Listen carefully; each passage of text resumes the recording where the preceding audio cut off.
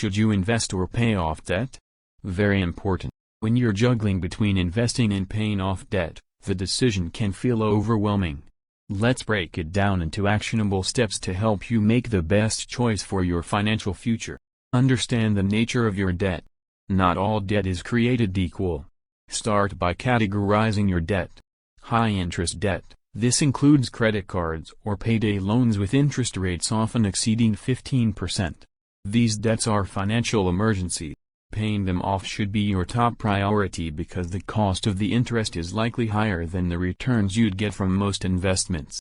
Low-interest debt, mortgages, federal student loans, or auto loans often come with interest rates below 6 to 7%. These are more manageable and give you room to consider investing while paying them off gradually. The interest on my debt higher than what I could earn investing? If the answer is yes, focus on paying off debt first. Compare the numbers, debt interest versus investment returns. Look at the numbers.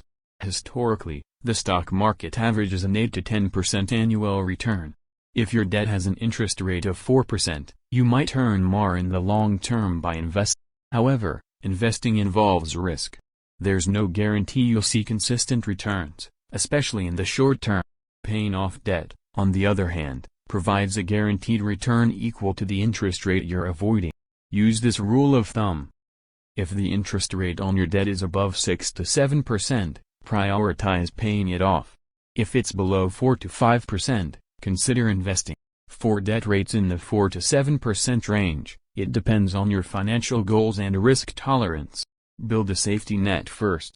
Before you decide to invest or pay off debt aggressively, ensure you have an emergency fund. Aim for 3 to 6 months of living expenses in an accessible, high-yield savings account. Why? Without a safety net, you might fall back into debt during an unexpected expense, negating your progress. Take advantage of employer benefits. Your employer offers a 401k match. Contribute enough to get the full match before focusing on debt repayment. This is essentially free money and an immediate return on your investment. For example, if your employer matches 50% of your contributions up to a certain limit, you're getting a guaranteed 50% return on that money. Balance your approach. You don't always have to choose between investing and paying off debt. Sometimes, the smartest strategy is to do both.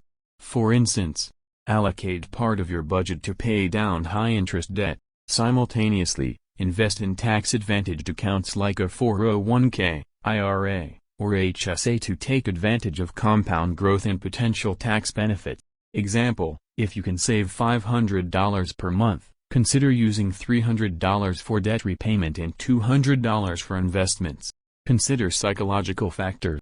The math might say to invest, but personal satisfaction and peace of mind matter too. Some people feel an immense sense of relief being debt-free, even if the numbers suggest they'd be better off investing.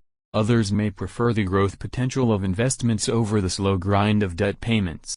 Ask yourself, does the burden of debt stress you out?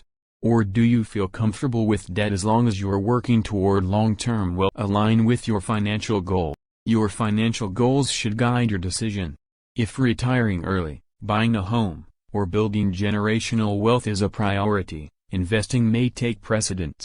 If becoming debt-free is your ultimate goal, then focus on eliminating debt aggressively. Use tools to help you decide. Consider using financial calculators or consulting a financial advisor to weigh your options. For instance, debt repayment calculators show how much interest you'll save by paying extra. Investment calculators estimate your potential returns over time. Avoid common mistakes. Don't ignore high-interest debt in favor of risky investment. Don't stop investing completely if you have access to an employer match or a long-term tax-advantaged account.